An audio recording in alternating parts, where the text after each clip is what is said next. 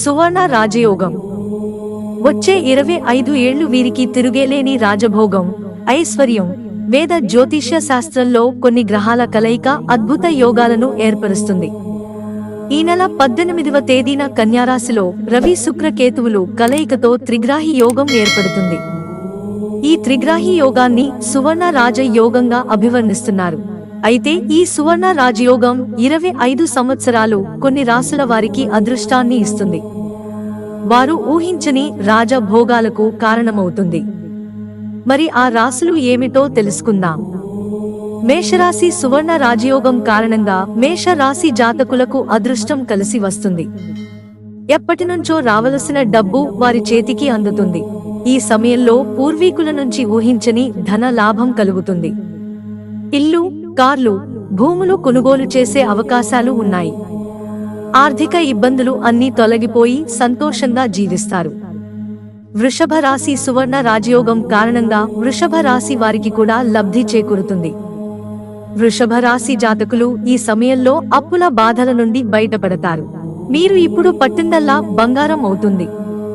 పెళ్లికాని స్త్రీ పురుషులకు వివాహ యోగం కలుగుతుంది. చేసిన అప్పులన్నీ తీరి విలాసవంతమైన జీవితాన్ని గడుపుతారు. మిథున రాశి. సువర్ణ రాజయోగం కారణంగా మిథున రాశి వారికి వివాహ యోగం ఉంది. పెళ్లికాని వారికి ఈ సమయంలో పెళ్లి సంబంధాలు సెట్ అవుతాయి. ఉద్యోగం లేని వారు కూడా ఉద్యోగాలలో సెటిల్ అవుతారు. గృహ నిర్మాణాలు కూడా కలిసొచ్చే అవకాశాలు ఉన్నాయి.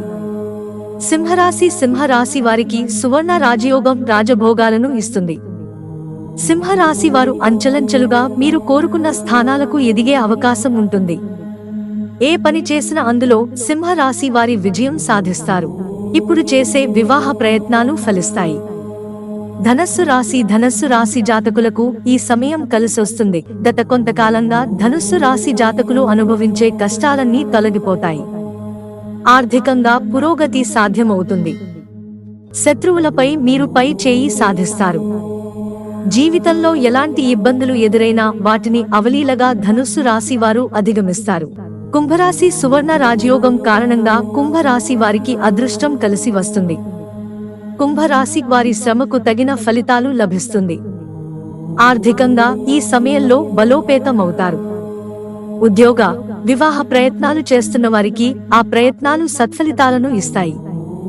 జీవితంలో సంతోషం రెట్టింపు అవుతుంది.